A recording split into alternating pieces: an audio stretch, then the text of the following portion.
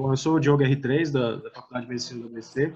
Eu vou apresentar hoje o caso clínico do grupo do quadril e vamos lá na sequência. No caso, o nosso paciente é um paciente masculino de 32 anos de idade. Ele tem como queixa principal uma dor no quadril esquerdo há 8 anos e, como história pregressa, ele refere um início insidioso e progressivo, sem associação com trauma, que piorava as atividades físicas e longas caminhadas. De antecedentes, ele tinha o relato de rinite alérgica e uso de corticoides. Antecedentes ortopédicos, ele tinha realizado uma meniscectomia direita e uma reconstrução de ligamento cruzado anterior à esquerda. Ao exame físico ortopédico, ele deambulava carga total com auxílio de bengala. Os exames de amplitude de articulação do quadril tinham algumas alterações discretas, com redução na flexão, na extensão e na redução na rotação. Somente a rotação interna e externa tinha a clínica de dor, uma dor de leve intensidade, sem déficit de neuromotores e o sinal do C presente. Opa! Vou agora abrir para o pessoal. Vamos para os R2. Alguém poderia me falar hipóteses diagnósticas nesse quadro? É um quadro bem geral e assim, as hipóteses são grandes, mas eu queria que alguém falasse as suspeitas diagnósticas. Voluntariamente, ninguém vai... Fala aí, Henrique. Bom, pode ser uma dor muscular mesmo, uma artrite piogênica, pode ser uma necrose da cabeça do fêmur,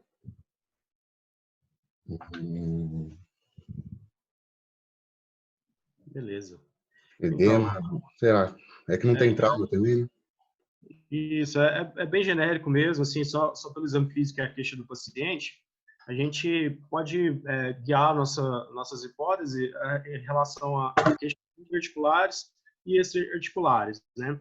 Dentro das queixas articulares, a gente pode partir para doenças inflamatórias, né? Caso artrite reumatoide, espondilite, gota, ou então questões que são de origem mecânica, né? Ou uma degeneração articular, um osteonecrose de cabeça de fêmur, como você mesmo falou, e questões extraarticulares, né, como um ressalto interno ou uma tendinopatia.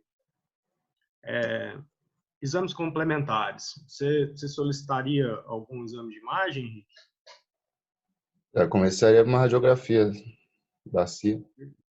Perfeito, certinho. Então, a gente, solicitando uma radiografia, eu queria pedir para um R1 descrever essa radiografia para mim, por favor. Se ninguém se voluntariar, eu vou nomear alguém. Igor, o que você está vendo nessa radiografia? Uma radiografia em AP, bacia. Eu vejo diminuição articular do quadril, bilateralmente. Certo. A gente vê aqui, então, uma radiografia, AP perfil, né, um AP de bacia, um perfil de quadril esquerdo. E assim, aparentemente, a gente não vê nenhuma alteração que possa saltar aos olhos e a gente dizer que tem realmente alguma coisa, né? Então, assim, a parte de espaço articular, ele está mantido, os contornos, eles não sofrem nenhuma alteração significativa. Bilateralmente, a gente não vê alterações também, mas e a queixa dele, hoje a gente sabe, é do lado esquerdo, né? Então, um raio-x inocente, né? Algum outro exame, o Henrique, você pediria? Bom, poderia ultrassom, ressonância. Acho que a ressonância é melhor. Exato. Esse paciente, no caso, ele já veio com uma queixa, ele trouxe exames, né? Então, ele já trouxe um exame de ressonância magnética. Você consegue me descrever alguma coisa dessa ressonância, Henrique? Diogo, Oi? desculpe ficar te interrompendo, mas o R1, eu não lembro o nome, ele diz que tem uma redução do espaço articular. E parece que isso foi considerado correto, tá? Tem redução do espaço articular no quadril? Não tem não, doutor. Então, exatamente isso, porque ele disse que tem. Então, precisa mostrar para eles quando é a redução do espaço articular, tá certo? Certo.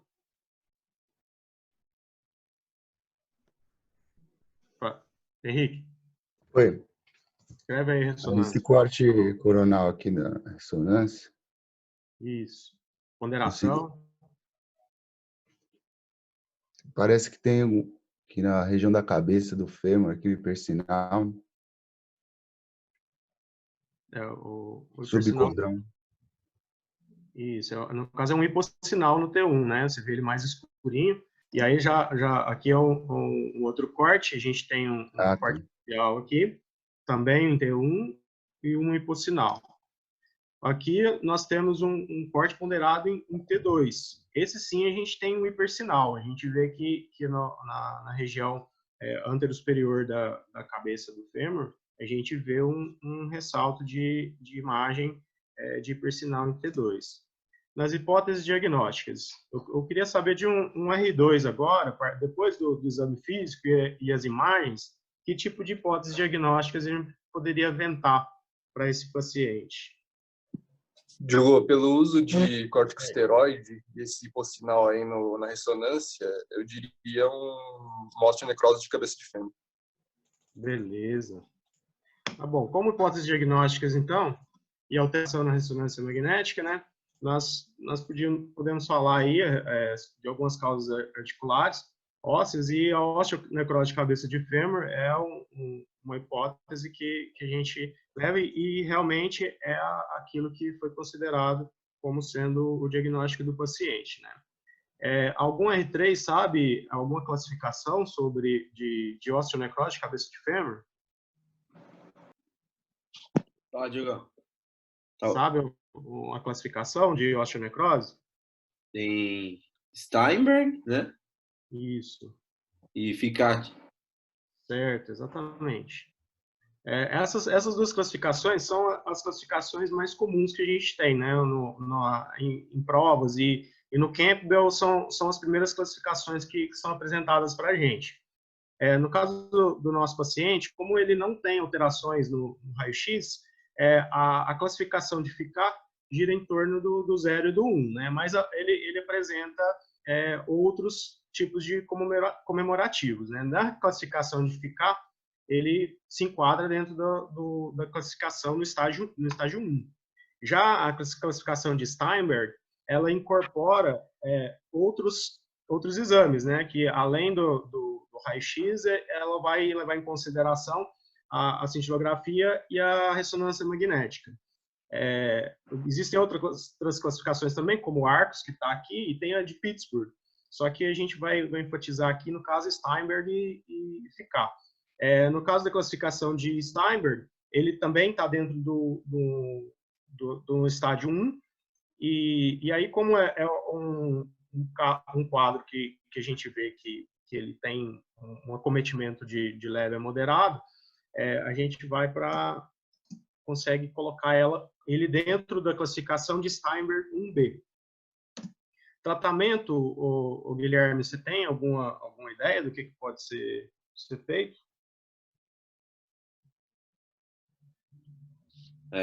Acho que de início tentar retirar a carga do paciente, mas só para controle sintomático, né? Sempre tentar o tratamento conservador antes. Por que ele usava corticoide mesmo? Rinite. Hã? Rinite alérgica. Tentar controlar as comorbidades que ele tenha. E acho que, a princípio, no tratamento conservador é isso, e controle da dor, né? Beleza. Então, aí nós vamos ter, no caso, os tratamentos cirúrgicos e os não cirúrgicos, né? Na parte dos não cirúrgicos, você já citou aí a parte importante, que seria o controle de carga, né? A diminuição do desgaste, do estresse da articulação, e a questão das comorbidades também, né? No caso do nosso paciente, existem algoritmos, né, que levam a opção de tratamento, questão cirúrgica mesmo, mas isso eu vou discutir um pouquinho mais adiante, depois de passar em mais detalhes a questão da patologia, né? Então, aqui dentro do tratamento, nós temos não operatório, farmacológico e não farmacológico. Farmacológico seria o uso de estatinas, né, que existem algumas evidências em relação a isso aí, que correlata a diminuição da quantidade de trombos que podem ser gerados, trombos gordurosos, na microcirculação da cabeça e do fêmur. E os não farmacológicos seriam o uso de órgãos, né, o apoio glandular, diminuição de carga, fortalecimento muscular.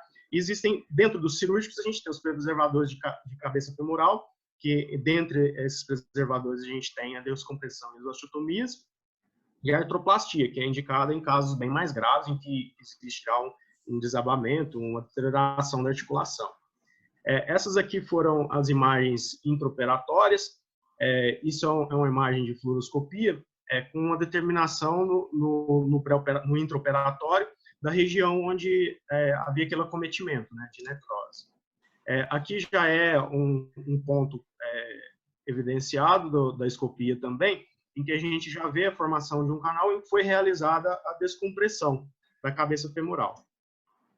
E aqui um raio-x controle do pós-operatório. Agora nós vamos discutir um pouquinho sobre a osteonecrose da cabeça de fêmur, que é uma doença que ela tem uma prevalência maior entre adultos jovens, né, na faixa etária de 30 a 50 anos de idade.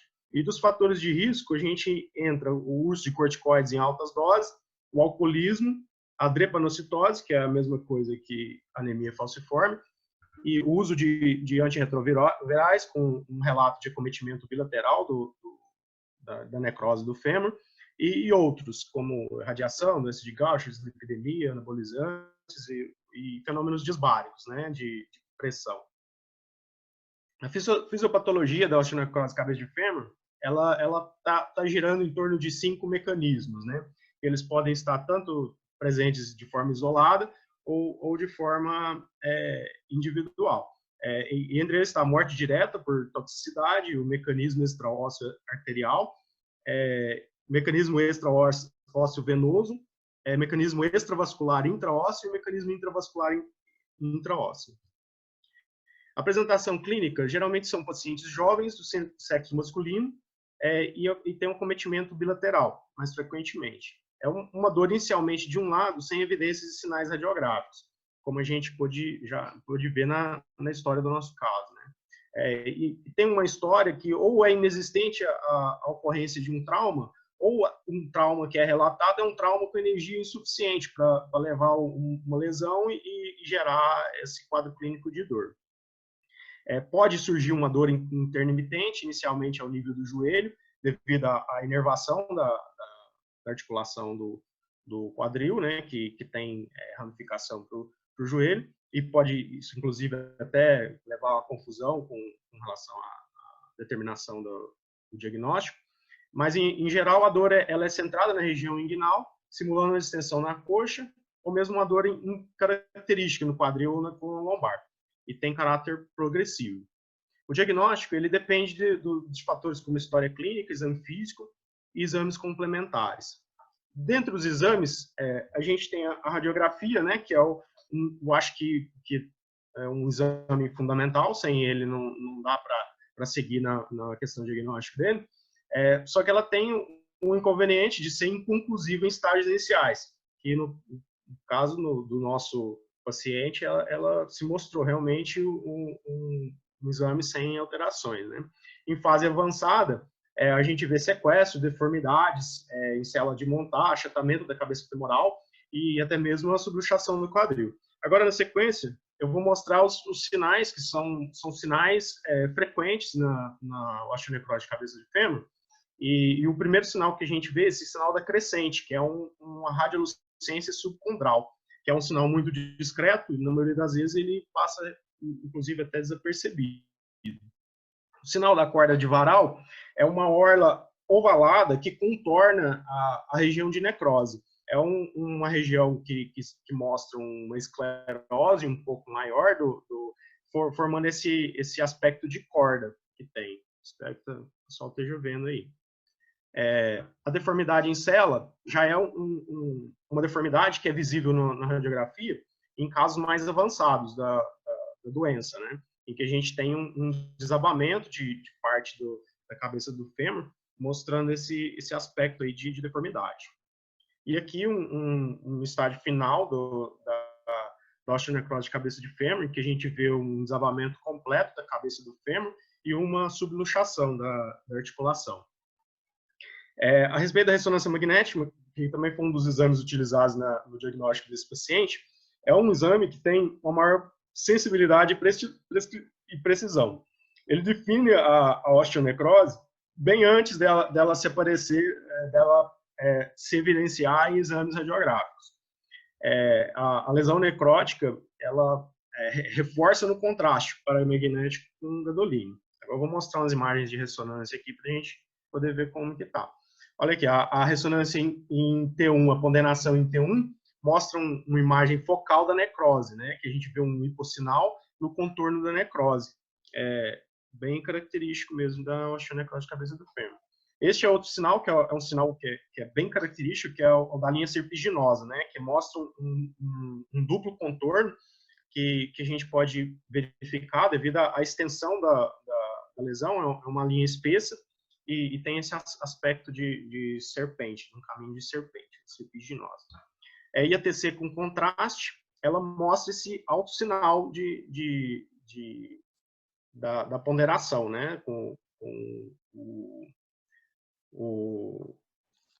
a necrose sendo bem evidenciada devido ao contraste.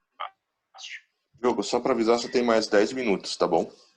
A gente já está finalizando aqui, doutor. A cintilografia é um exame inespecífico. Ele apesar dele estar presente nas classificações de Fickai e de Steinberg, o diagnóstico não depende especificamente desse exame, porque ele pode estar alterado em diversas patologias, principalmente nessas patologias que são patologias de acometimento inflamatório, né? Então, acaba não sendo um exame que vai gerar uma definição diagnóstica para a gente. E a tomografia, ela não consegue detectar precoce, né, a doença. Então, acaba não sendo um exame que a gente lança a mão dele, e ele acaba tendo o mesmo valor diagnóstico da radiografia. Os critérios diagnósticos foram critérios diagnósticos que eles foram determinados, né, a partir dos estudos de Kerbow e de Ozono, que eles conseguiram compilar esses fatores, esses sinais, e a partir daí, com a presença de 2 sinais principais e um sinal principal mais 4 acessórios, poder melhorar a predição do diagnóstico da osteonecrose de cabeça de fêmur. Dentro dos sinais principais, a gente vai ter esses aqui que estão sendo apresentados, né, que no caso é o colapso radiográfico da cabeça do fêmur, sem diminuição do espaço articular. Faixa de esclerose na cabeça femoral, que seria essa faixa de esclerose, é aquela corda de Varal, né, que a gente vê uma esclerose um pouco grande, uma esclerose que delimita a região necrótica. O sinal da crescente, que é aquela radiolucência subcondral, um foco de baixa intensidade em T1, um duplo sinal na ressonância em T2, a linha serpiginosa, né, que também está associada a esse duplo sinal de T2, e uma biópsia positiva. Como sinais acessórios, a gente tem um colapso da cabeça do fêmur com diminuição do espaço articular, um cistoesclerose na cabeça femoral, achatamento da área de apoio da cabeça femoral, uma imagem sugestiva em cintilografia, dor no quadril, atividade, ou uma história prévia de terapia com esteroides ou de alcoolismo. Aqui a gente tem um algoritmo, que ele é um algoritmo retirado do livro do quadril, né, o Callaghan's, que ele dá uma ideia para a gente de como seguir o tratamento do uma osteonecrose de quadril, né? Então, dos estágios que a gente consegue ver aqui, o nosso paciente ele acaba se situando entre o estágio 0, dentro do estágio 1 mesmo, porque o 0 seria o assintomático e o 2 seria um pré-colapso, né, de lesões um pouco maiores.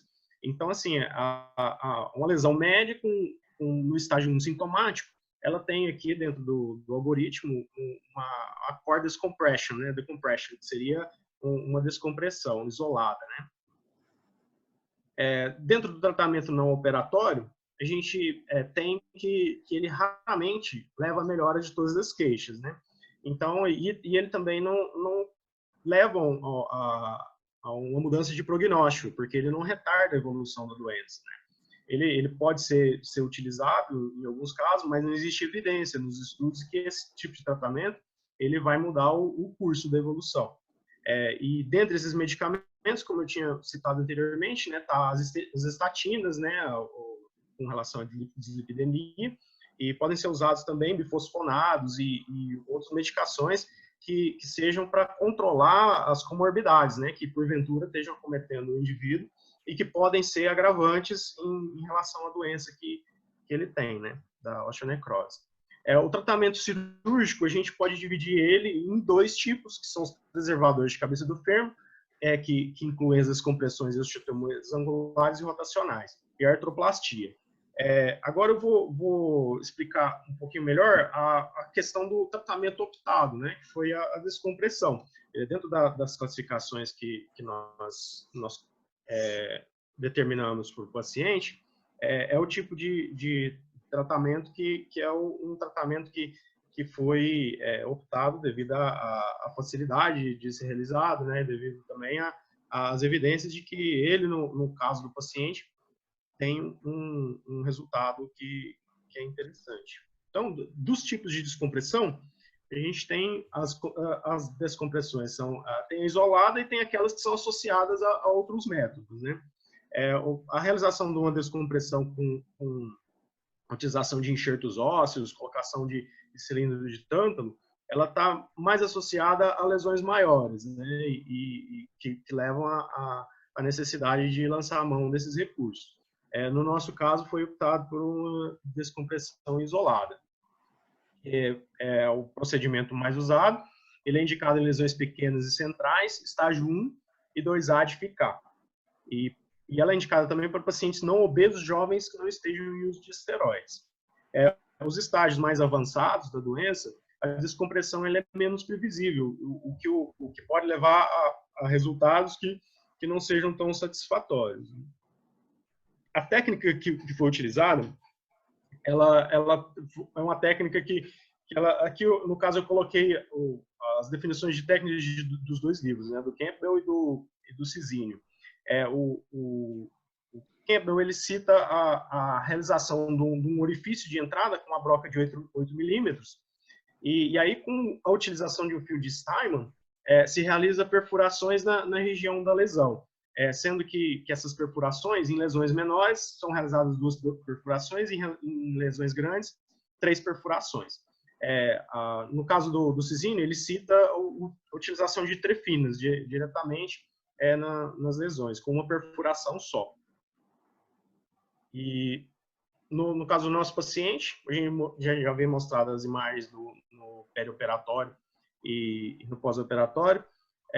Ele retornou 2 semanas no ambulatório e ele referiu melhora dos sintomas de dor. O tratamento com a descompressão, ele tem exatamente essa função de tentar tratar, melhorar o sintoma do paciente. A partir do momento em que a gente descomprime a cabeça do fêmur, a gente vai ter um alívio naquela pressão intraarticular e intraóssea e melhora da estase venosa do osso do paciente.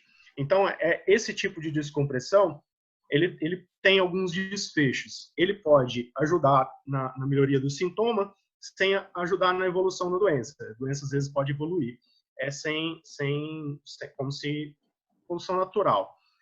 Ou ela pode também parar ou até mesmo diminuir o ritmo da evolução da doença.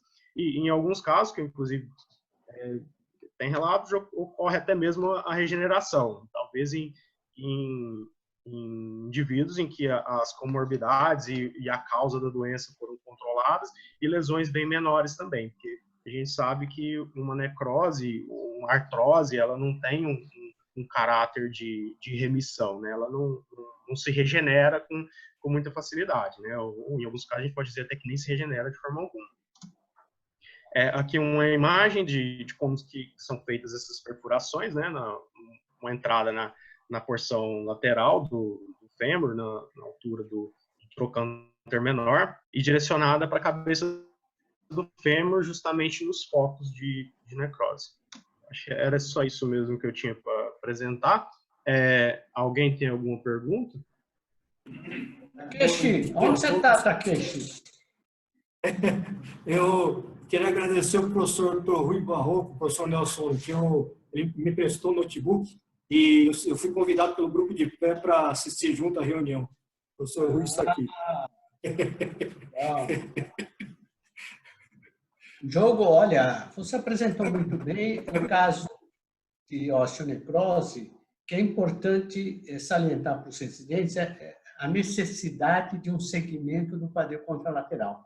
A possibilidade de bilateralidade é grande. Então, preparar o paciente e acompanhar, certo? Para ver o tratamento precoce. E só para os residentes terem o esclarecimento que até a fase de indicação da artroplastia, quer dizer, você só indica a artroplastia quando tem uma deformidade, uma limitação, quer dizer, a indicação da artroplastia praticamente se torna necessário. Nas fases anteriores, realmente é muito polêmico qual o melhor tratamento. Desde a descompressão até osteotomias. Tem múltiplas osteotomias, múltiplos tipos de descompressão, com enxerto, sem enxerto. Então, realmente é um tratamento bem discutível qual o melhor método de tratamento dessa afecção. Depende muito do quadro clínico, né, das queixas do doente e da condição, da fase da osteonecrose. Tá certo? Eu acho que nós estamos em cima da hora, não sei se daqueles quer falar alguma coisa. Só uma consideração final. Esse caso, o que tem comprovadamente na descompressão, tem muitos casos de aliviador com bom resultado. Por quê? Porque ele diminui uma estase venosa presente na osteonecrose. Então, tem casos que melhoram a indigestão da parte venosa da osteonecrose. Não é que descomprimiu, regenerou na hora, não, nada disso. Justamente pela a finalidade da descompressão da estase venosa. Nesse caso, especificamente, tem uma área extensa na carga. Então, não sei se o residente chega a estudar isso, nós especialistas do quadril chamamos de ozono 1C, que na área de carga, o ozônio acompanhou a história natural da evolução da doença por radiografia simples. E no ozono 1C, a chance de compressão tem uma boa chance desse paciente ter evoluído mal. Prognóstico. É importante estudar as doenças novas. O Diogo fez muito bem o resumo. Logicamente, o assunto é muito extenso, precisamos respeitar o horário da reunião. Tem mais detalhes que nós acabamos omitindo pelo horário. Mas, por exemplo, osteoporose transitória do quadril deve ser estudado pelos residentes como diagnóstico diferencial. E lembrando que a própria osteoporose transitória pode levar à osteonecrose. A literatura varia um pouco, mas em torno de 2% a 5%. São pequenos detalhes que não daria tempo para adicionar na aula, mas é bom essas doenças novas o residente saber. Como, por exemplo, antirretrovirais, foi dito pelo Diogo, AIDS, hoje em dia é uma causa de osteoporose. Eu gostaria de pedir a palavra ao professor Fujiki. O professor Fujiki tem uma tese de doutorado que é de osteonecrose. Gostaria que ele desse essas considerações também, professor Fujiki.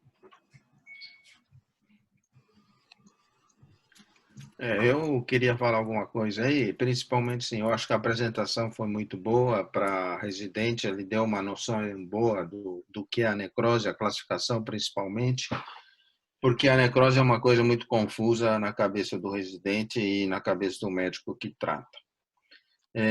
Como conceito básico, eu diria assim, necrose, quando vocês vão enfrentar uma necrose e os caminhos, vamos dizer assim, precisa ter algumas coisas que é importante. Primeiro, a etiologia.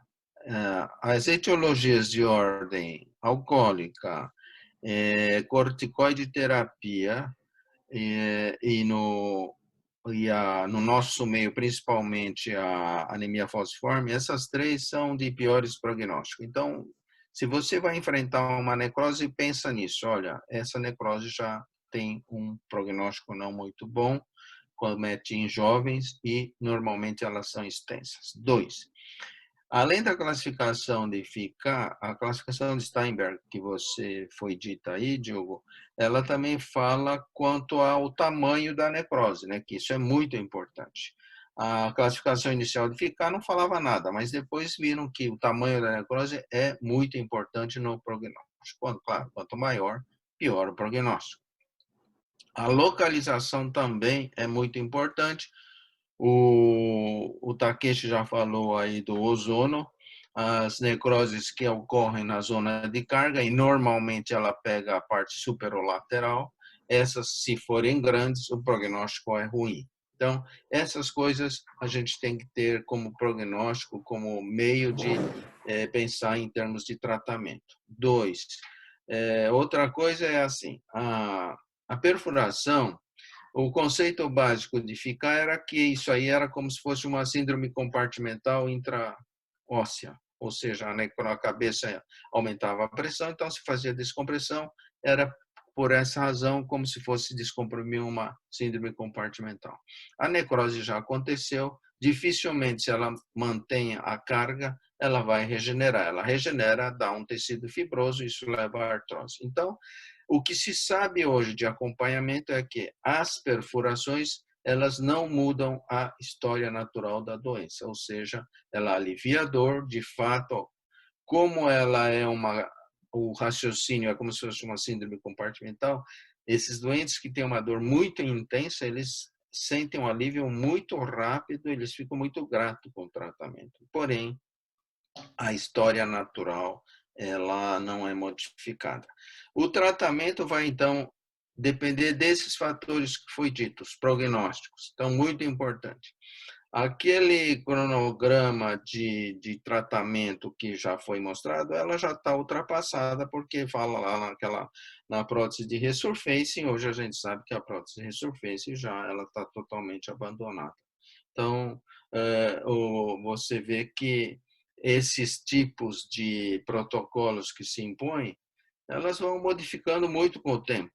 E hoje nós temos centenas de casos de etiologia da necrose. Daqui a pouco vão incluir essa COVID-19 como uma causa, né? Porque o tratamento dessa COVID, ela está meio confusa aí, uns falando que ela age com uma citocina exuberante, isso causa uma síndrome compartimental pulmonar e pode dar, eventualmente, alguma coisa em outras partes também.